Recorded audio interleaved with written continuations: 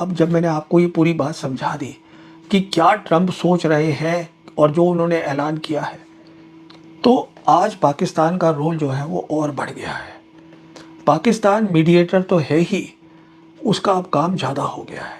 और यही कारण है कि रिपोर्ट्स आ रही हैं कि ईरान की हाई पावर्ड 21 मेंबर की टीम, जिसमें उनके सीनियर लीडर खलीबाफ, अब्बास अरागची भी शामिल हैं, ये सब जा रहे हैं पाकिस्तान। अमरीकी जो हैं वो अपने तरीके से सोचते हैं, समझने की कोशिश नहीं कर रहे हैं कि जो नया वर्ल्ड ऑर्डर बन रहा है इसका क्या मतलब है। तो ये सब बातें प्रेसिडेंट ट्रंप को बताई जा रही होंगी और ये भी बताया जा रहा होगा कि इस एग्रीमेंट के अंदर आज 3 मुल्क हैं, कुवैत है, उसके बाद कतर है लाइन में खड़ा हुआ, वो भी इसको शामिल ज्वाइन करना चाहता है। टर्की कोशिश कर रहा है कि इजिप्ट भी इसके अंदर शामिल हो जाए। वो ये है कि जो यूएई है, जो अभी तक बिल्कुल अलग थलग था, अपना लगा हुआ था, क्योंकि उसका अब्राहम अकॉर्ड है इजराइल के साथ, यूएई की इन्वेस्टमेंट से इतनी इजराइल के अंदर नज़दीक है, इजराइल के नज़दीक है वाशिंगटन के, सोच रहा था कि मैं इन सबसे अलग जो है काम कर सकता हूँ, मुझे ईरान से कुछ लेना देना नहीं है। वो भी अब लाइन पे आ रहा है, जैसे कि मुझे बताया गया।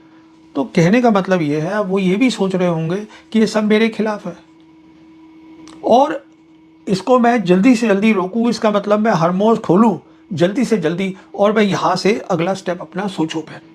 तो आज पाकिस्तान का रोल जो है वो और बढ़ गया है। पाकिस्तान मीडिएटर तो है ही, उसका अब काम ज़्यादा हो गया है। और यही कारण है कि रिपोर्ट्स आ रही हैं कि ईरान की हाई पावर्ड 21 मेंबर की टीम, जिसमें उनके सीनियर लीडर खलीबाफ, अब्बास अरागची भी शामिल हैं, ये सब जा रहे हैं पाकिस्तान। क्यों जा रहे हैं?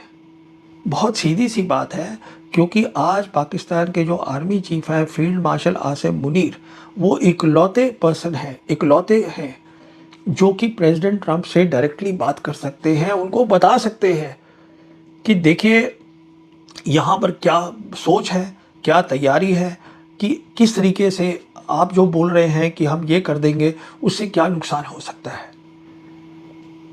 क्योंकि प्रेसिडेंट ट्रंप के जो खुद हैं एडवाइजर्स, पीट हेग्सेथ जैसे, उनको तो लड़ाई भी समझ में नहीं आती और सारे के सारे जिसको हम बोलते हैं यस मैन, हाँ मतलब बॉस की बात को हाँ कर दी, उस टाइप के तो लोग वहाँ भरे पड़े हैं।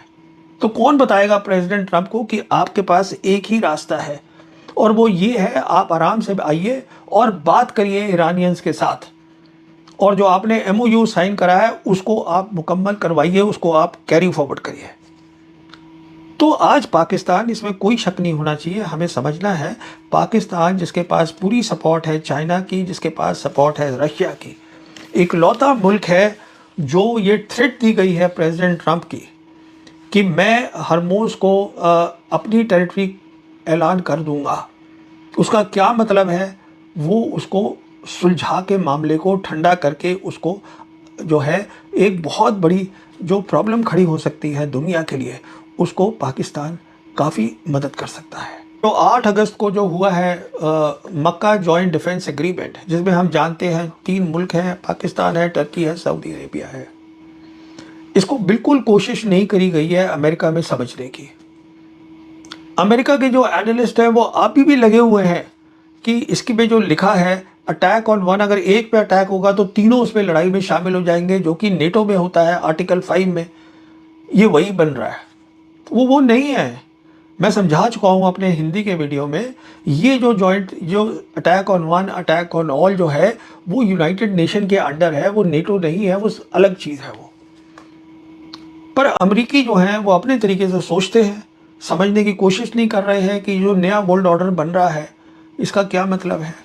तो ये सब बातें प्रेसिडेंट ट्रंप को बताई जा रही होंगी और ये भी बताया जा रहा होगा कि इस एग्रीमेंट के अंदर आज 3 मुल्क हैं, कुवैत है, उसके बाद कतर है लाइन में खड़ा हुआ, वो भी इसको शामिल ज्वाइन करना चाहता है। टर्की कोशिश कर रहा है कि इजिप्ट भी इसके अंदर शामिल हो जाए। तो कहने का मतलब ये है, वो ये भी सोच रहे होंगे कि ये सब मेरे खिलाफ है और इसको मैं जल्दी से जल्दी रोकूं, इसका मतलब मैं हरमोज खोलूं जल्दी से जल्दी और मैं यहाँ से अगला स्टेप अपना सोचूं फिर। ये भी एक खतरा दिख रहा है। अगली बात बताता हूँ, 9th बात। आज मैं एक अमेरिका का चैनल है ट्रांजिशन प्रोटोकॉल, उस पर था, तो उनके होस्ट ने मुझे बताया कि जो प्रिंस सलमान हैं सऊदी अरेबिया के, उन्होंने फिर से बात करी है प्रेसिडेंट ट्रंप से और कहा है कि आप इस लड़ाई को आगे ना बढ़ाइए बिल्कुल। और उसका कारण बिल्कुल सही है, क्योंकि आप देखिएगा जो सऊदीज़ हैं वो कोशिश में लगे हुए थे कि हम दोनों जगह अपना पैर रखें लटका अटा के।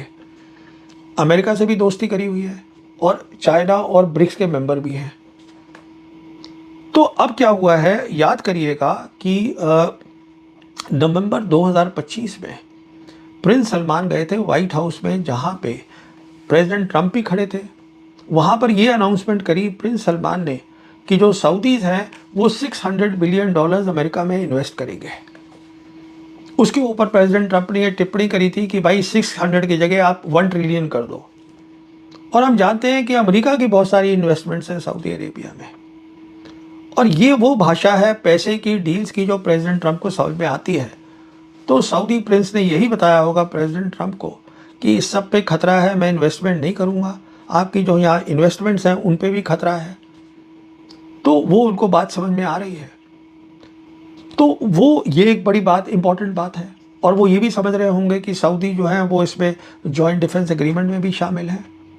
फिर एक और जो बात पता चली वो ये है कि जो यूएई है, जो अभी तक बिल्कुल अलग थलग था, अपना लगा हुआ था, क्योंकि उसका अब्राहम अकॉर्ड है इसराइल के साथ, यूएई की इन्वेस्टमेंट से इतनी इसराइल के अंदर नज़दीक है, इसराइल के नज़दीक है वॉशिंगटन के, सोच रहा था कि मैं इन सबसे अलग जो है काम कर सकता हूँ, मुझे ईरान से कुछ लेना देना नहीं है। वो भी अब लाइन पे आ रहा है। जैसे कि मुझे बताया गया, ये जो होस्ट हैं ट्रांजिशन प्रोटोकॉल के, उन्होंने मुझे बताया कि देखिए बहुत सारे हवाई जहाज़ गए हैं, सरकारी हवाई जहाज़ यूएई के, कोई $3 बिलियन कैश लेकर तेहरान गए हैं ईरान को देने। करीबन 2 टन गोल्ड है वो जाके ईरान को दिया है। क्यों? क्योंकि ये कह रहे हैं कि हम आपके साथ अपने रिश्ते जो है सुधारना चाहते हैं। ये बात है क्योंकि उनकी समझ में आ रहा है कि ये जॉइंट डिफेंस एग्रीमेंट के साथ साथ ये एक बहुत बड़ा स्टेप है, रीजनल सिक्योरिटी फ्रेमवर्क जो बनाया जा रहा है। जब अमेरिकी फौजें यहाँ से चली जाएंगी वेस्ट एशिया में तो वो उसकी जगह आएगा।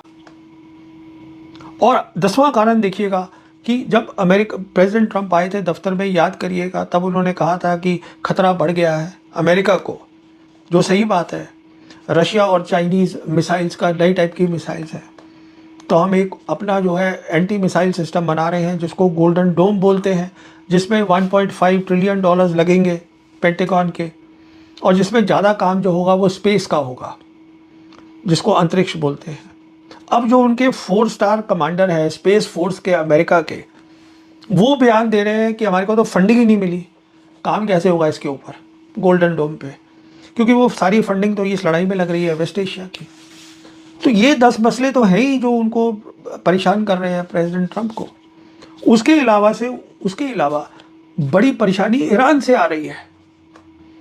ईरान ने जो अपनी शर्तें हैं हरमुज़ को खोलने की, वो और सख्त कर दी हैं। वो कह रहे हैं हम तभी खोलेंगे, पहले तो आप ये अपना नेवल ब्लॉकेड हटाइए, हमारे ऊपर से सारे सैंक्शंस हटाइए, जिससे कि ईरान जो है फ़ौरन अपना तेल, अपना गैस, अपने पेट्रोकेमिकल्स वो दुनिया में बेच सके। अपनी फ़ौजों को वेस्ट एशिया से निकालिए। हमारे जो आपने दबा के चोरी करके जो एसेट्स रखे हुए हैं करीबन $12 बिलियन के, उसको आप रिलीज़ करिए। उसके बाद वो ये बोल रहे हैं कि जो लड़ाई इजराइल कर रहा है लेबनान में हिजबुल्लाह के साथ, और जो कर रहा है गाज़ा में हमास के खिलाफ, उसको बंद करवाइए, जो नहीं करवा सकते प्रेसिडेंट ट्रंप। नेतन्याहू सुनता ही नहीं उनकी बात। और फिर वो कह रहे हैं कि जितना हमारा आपने नुकसान किया है लड़ाई में करीबन $300 बिलियन, उसको आप भरिएगा, उसके बाद हम खोलेंगे स्ट्रेट ऑफ हॉर्मुज़। हम नहीं खोलते। और उसके साथ साथ क्या हुआ है, खबर भी और आ गई है ईरान के अंदर से। खबर आई है कि जो ईरान के सुप्रीम लीडर हैं मुश्तबा खमेनी, वो अपने टॉप कमांडर से मिले हैं। मिलिट्री के जो सीनियर कमांडर्स हैं उनको चेंज किया गया है। अब जो सेक्रेटरी हैं उनके सुप्रीम नेशनल सिक्योरिटी काउंसिल के, उनको बनाया गया है, जिनका नाम है जनरल मोहसिन रिजाई। ये पुराने IRGC के कमांडर हैं, मिलिट्री के कमांडर हैं, और बहुत हार्ड लाइनर माने जाते हैं। उनको नियुक्त कर दिया गया है। तो क्या किया है ईरान ने, एक तो ये पब्लिकली बताया है कि मीटिंग हुई है सुप्रीम लीडर के साथ, एक ये बताया है सबको कि देखिए मिलिट्री जो है उसमें हमने तब्दीलियां करी हैं, उसको हमने और कमांड को ताकतवर किया है। और तीसरी इंपॉर्टेंट बात ये बताई है कि जो अब मिलिट्री है, ईरान की मिलिट्री अभी तक सिर्फ डिफेंसिव एक्शन कर रही थी। मतलब अगर यूएस मिलिट्री कुछ कर रही थी तो वो उसके खिलाफ उतना ही काम कर रही थी। अब कह रहे हैं हम ऑफेंस करेंगे, हम अपना काम भी करेंगे। अब ऑफेंस कहाँ करेंगे सोचिएगा। देखिए ऐसा है कि जहाँ तक स्टेट ऑफ हॉर्मुज़ का ताल्लुक है, जो हम जानते हैं पूरे कब्जे में है ईरान मिलिट्री के, उनकी नेवी के, कुछ काबिलियत वहाँ ऐसी है जिसका उन्होंने इस्तेमाल ही नहीं किया अभी तक। जैसे कि छोटी पनडुब्बी, ब्रिजेट सबमरीन बोलते हैं, जो ईरान की नेवी ने ली थी नॉर्थ कोरिया से, जो पर्शियन गल्फ के में काम करने के लिए परफेक्ट, बहुत बढ़िया है। इससे आप टॉर्पीडो भी फायर कर सकते हैं, मिसाइल्स भी फायर कर सकते हैं, उसका इस्तेमाल नहीं किया अभी तक। फिर उनके पास ड्रोन्स हैं, अंडर वाटर ड्रोन्स, जो बिल्कुल साइलेंट है। वो जो दूसरे साइड का सोनार है वो उसकी आवाज़ को नहीं पकड़ पाएगा, उसका भी अभी तक इस्तेमाल नहीं किया है। फिर देखिएगा उनके पास जो मिसाइल्स हैं, ये तो अमेरिकन भी मान गए हैं, उनकी जो मिसाइल्स हैं लंबी रेंज की, वो एक्यूरेट हो गई हैं। बहुत एक्यूरेट क्यों हो गई हैं? क्योंकि एडवांस्ड मिसाइल्स हैं जो मिड कोर्स, मतलब छोड़ने के बाद अपना रास्ता बदल सकती हैं, करेक्शन अपने आप कर लेती हैं कि मुझे कहाँ जाना है। बहुत स्पीड से जाती हैं, स्पीड है करीबन मैक 7 मैक 8 इस स्पीड से जा रही है। मैक का मतलब है स्पीड ऑफ साउंड। फिर जो वहाँ पर जो मिसाइल पहुँचेगी, एक तो मान लीजिए इजराइल है, उनके पास इंटरसेप्टर नहीं है, कमी है।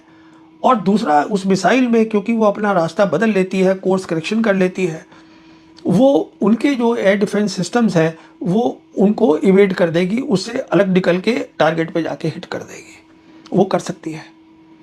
तो कहने का मतलब ये है, जब इतनी उनके पास एक्यूरेट मिसाइल्स है, तो ये जो नेवल ब्लॉकेड लगा रखा है हॉर्मुज़ पर अमेरिकन ने 13 अप्रैल से, नेवल ब्लॉकेड का मतलब होता है ये लड़ाई है, दिस इज़ वॉर। जब आप नेवल ब्लॉकेड लगाते हैं, अभी तक ईरानियन चुप बैठे थे।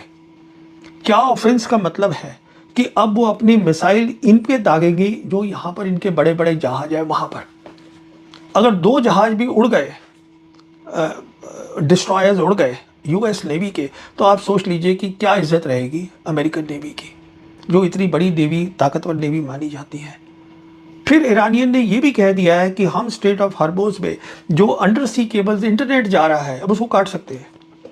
इंटरनेट कट गया तो जो इंटरनेट जा रहा है गल्फ़ कंट्रीज़ में, वेस्ट एशिया में, इवन इंडिया में, करीबन 7 केबल्स हैं जो मुंबई जा रही हैं, उस पर आप समझ लीजिए कितना नुकसान हो जाएगा। इंटरनेट ही अवेलेबल नहीं है, आप क्या करिएगा। फिर उसके बाद जो है, आज उनके पास ताकत है कि वो जो है वो डिगो गार्सिया तक हिट कर सकते हैं, क्योंकि इतनी एक्यूरेट मिसाइल है। डिगो गार्सिया 4000 किलोमीटर है ईरान से लेकर इंडियन ओशन रीजन में। और ये सब इसलिए हो पा रहा है क्योंकि चाइनीज़ ने उनको स्पेस की कैपेबिलिटी बेदू दे रखी है। और बेदू की एक खास बात क्या है, बहुत ही एडवांस्ड है, जीपीएस से जो अमेरिका की है उससे बेहतर है। इसमें होता है जिसको बोलते हैं हम यागोन ऑगमेंटेशन सैटेलाइट्स, जो कि 900 किलोमीटर और 1200 किलोमीटर एल्टीट्यूड पे काम करता है ज़मीन के ऊपर, जिसको हम लो अर्थ ऑर्बिट बोलते हैं। इसका सिग्नल बहुत स्ट्रांग होता है, इतना स्ट्रांग सिग्नल है कि जो अमेरिकी इलेक्ट्रॉनिक वॉरफेयर है या साइबर है, इसमें इस्तेमाल नहीं हो पाएगी, नुकसान नहीं कर पाएगी। तो इस सिग्नल के थ्रू जो है, वो जो लंबी रेंज की मिसाइल्स हैं उनको रास्ता बताया जाता है और वो एक्यूरेसी से अपने टारगेट पे पहुंचेंगे। कहने का मतलब ये है कि आज ईरान पूरी तरीके से ताकतवर पोजीशन में है मिलिट्री के मुतालिक। एडवांस्ड मिसाइल्स है, प्रोडक्शन बढ़ी हुई है, और दूसरी तरफ वो जो है सब कुछ कम है, ड्रोन्स हैं, सब कुछ इनके पास है, प्रोडक्शन हो रही है। अच्छा, पर आज भी जो है, जो उनकी फोकस है, जो वो चाहते हैं, जो ईरानी चाहते हैं, वो ये चाहते हैं कि अमेरिका जो है यहाँ से निकले बाहर। अपनी फ़ौजें जो 50,000 फ़ौज उन्होंने वहाँ बिठा रखी है, और कुछ तो हट भी गई है अब गल्फ़ कोऑपरेशन काउंसिल के जो कंट्रीज़ हैं जीसीसी की, वहाँ से उसको आप निकालिए, जिससे कि हम अपना रीजनल फ्रेमवर्क, जिसमें अहम काम होगा जो मैंने बताया मक्का जॉइंट डिफेंस एग्रीमेंट का, वो वहाँ पर लाएं। हम अपने मसले खुद सॉर्ट आउट करना चाहते हैं, आप निकलिए यहाँ से। वो आज भी वही चाहते हैं। इसमें पाकिस्तान का